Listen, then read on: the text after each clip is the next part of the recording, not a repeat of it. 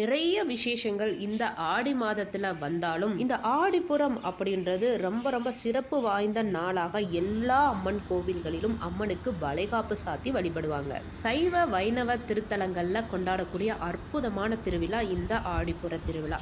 ஏன்னா இந்த நாள் உமாதேவியார் அவதரித்த நாளாகவும் ஆண்டாள் நாச்சியார் அவதரித்த நாளாகவும் இந்த நாள் இருக்கிறதால சைவ வைணவ திருத்தலங்கள்ல 10 நாள் உற்சவமா இந்த திருவிழா வெகு விமர்சையா கொண்டாடப்படும்.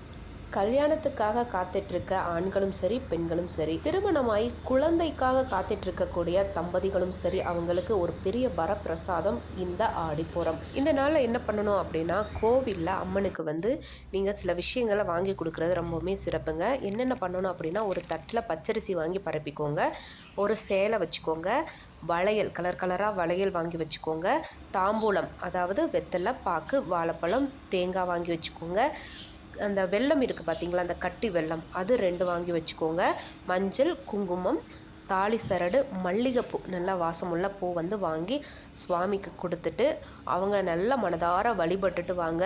கண்டிப்பாக அந்த புடவை அந்த வளையல் எல்லா அம்மாவுக்கு சேரும்போது நீங்கள் நினச்சி போன காரியம் கண்டிப்பாக நடக்கும் அப்படின்றது நிதர்சனமான உண்மை. திருமணத்தடை நீங்கும், குழந்தை பாக்கியம் கிடைக்கும் அப்படின்றதுல எந்த ஒரு மாற்று கருத்துமே இல்லை. இந்த அற்புதமான நாளை தவறவே விட்டுடாதீங்க. வரக்கூடிய ஆகஸ்ட் 14ஆம் தேதி வெள்ளிக்கிழமை ஆடிப்பூரம்.